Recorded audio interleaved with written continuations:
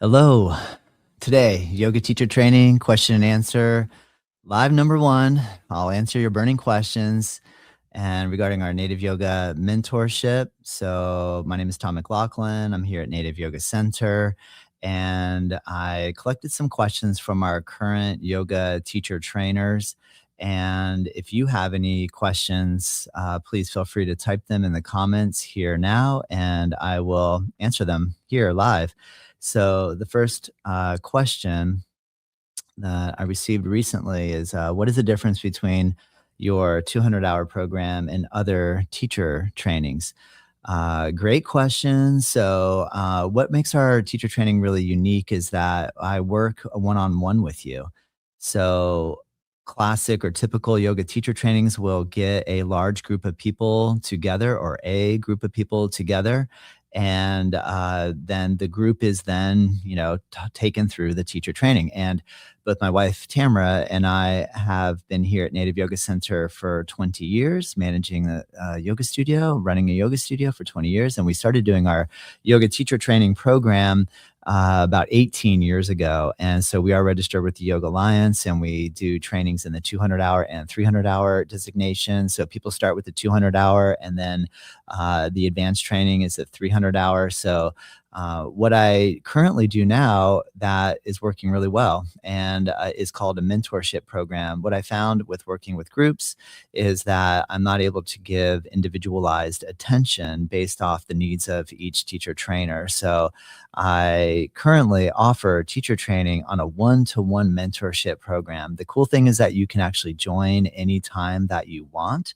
You can start the training at any point, and there's like four main components that you need to satisfy. You need to take a certain amount of classes and provide observations of what you observed during each class. You also are involved in traditional yoga studies philosophy program. You also are taken through an anatomy online program, training program, and also I try to actually then I work one-on-one with you. And the 200-hour session, I spend 20 hours with you personally, one-on-one, as well as all the other work that you're doing. I'm kind of coaching you along with that as well. So great question. And it is something that enables participants to start whenever you want. And what I'm finding is that by working one-on-one, it kind of goes back to the older school traditional method of a one-to-one ratio of the student to teacher instead of these large group trainings and group classes. It really enables me to focus on what it is your goals are, and then we can strive straight in that direction and tailor all of the information according to what you're interested in. All right, next question. How do I safely teach students with common injuries, knee, lower back, shoulders, wrists? Well, great question. What is really unique in yoga is that everybody comes to the yoga mat with a certain set of challenges. And what we are attempting to do as a teacher is to read and learn each person and figure out what each person needs. And so the real basic formula is to have a really concrete understanding of what pose. If you're teaching like a yoga class, a classic yoga class where you're working with yoga posturing and breath, one of the main things is to have a very clear idea of what it is that you plan to instruct the student in. Once you have a clear idea of what it is you aim to instruct them in, for example, triangle pose, then you start to learn, well, what is this person's capability? What is their ability? Are they able to, how flexible are the hamstrings? How far are they going into the pose? And then to add on top of that, the fact that there might be an injury or some sort of orthopedic disorder, what we want to do is try to have the practice, the class actually suit a way that the student can actually modify. So during the class, we're always showing, when we're teaching, we're always showing how to, you can do like say down dog, but if you have a wrist injury, what is a modification that you can use instead of downward facing dog? So with every single posture, based on what is actually happening with the body, there's a way to kind of deconstruct the pose to bring it down to a level that is actually appropriate. And remember, if you have any specific questions yourself, feel free to comment while I'm talking here and I'll happily answer them. So that's really the basic formula. That what requires though is having a really clear understanding of what type of poses you actually plan to interact with the student. And that's just talking about postural yoga, but that's the usual entry point for most folks. And that's what we commonly focus on. All right. So next question. What does the hybrid online format look like and how does it compare to in person? So the way that I have our teacher training structured currently is that you can participate in it here in our studio. We have been in this location for 20 years. So we have a beautiful location here in Juno Beach. So you can always come and practice with us and do the training sessions with us here in the studio. Every single class that I teach here in the studio, I'm also offering via live stream. And then I also record all of those classes and upload it onto our nativeyogaonline.com platform. So with that being said, you are able to participate in the training either here with me in the studio, one-on-one, or live in studio. You can do a combination. So that's where the word hybrid is coming from. You can, if you live, I have students that live like relatively close, but they live like more like 45 minutes away. So you are able to participate in the actual, if you drive here, sessions, but also everything is available to be done online. So it is possible to take class here in the studio. In terms of the observation classes, when you practice a class here in the studio, what I have you do is actually write down observation forms. The observations can be anything, whatever you are picking up on. You can write down like, wow, I felt this sensation in my knee. And when we did triangle pose, I noticed that I had a really challenge with my knee. And in which case you would write that question and present that to me. And then I answer that either after the class, or if you're taking the class online, you can send that in via email. So the training is possible to complete both here with us in the studio and or 100% online. All right. The other question I fielded recently that I thought was pertinent is, how do I build confidence in sequencing and cueing my own classes? All right. Well, confidence. Where does confidence come from? Confidence comes in knowing the subject matter that you are presenting in a class.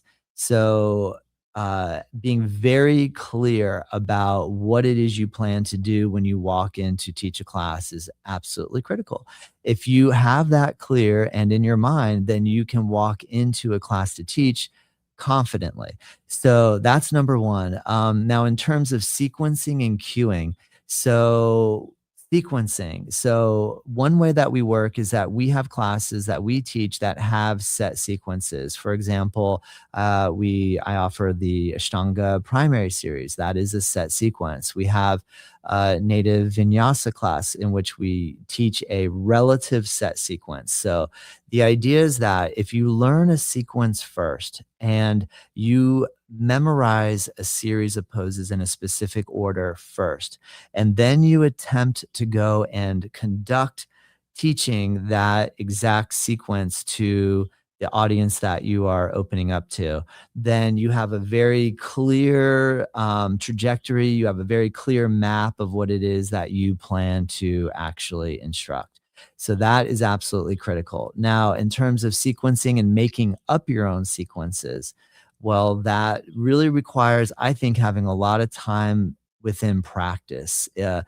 Sometimes people will want to interact with the yoga teacher training before you have actually practiced yoga for a lengthy period of time. So it is really imperative, in my opinion, that you are grounded in your yoga practice already. You spend quite a bit of time actually focusing on practice and learning yoga in your own body, in your own mind, and figuring out what works for you and what you really enjoy and love. So that is really important to get that foundation first. Once you have a good foundation that you are teaching off of what you know, you can only really teach information that you already currently know yourself and to be true for yourself. So having a grounded practice is absolutely key. key. And then from there, I explain to you ways to move intelligently from one pose to another based off of orthopedics, really, or our musculoskeletal system, and how to sequence based on ability level is absolutely critical. And then another question that I got fielded recently, what kind of support do I receive after graduation with the mentorship or business tips or in the community? So there's lots of different ways that we are make ourselves accessible.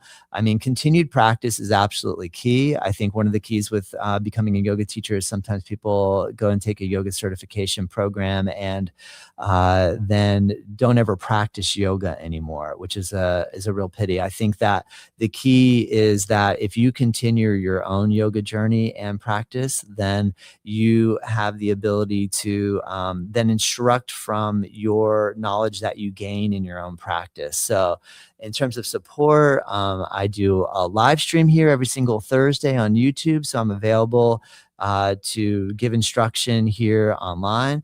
I'm teaching classes 6 days a week in our studio that I live stream and make available to you. And I also have our recorded platform where all that information is kept and maintained and live. If you have any questions currently now, you can type them in the comments section here. I'm here every single Thursday at 11:30 Eastern time live.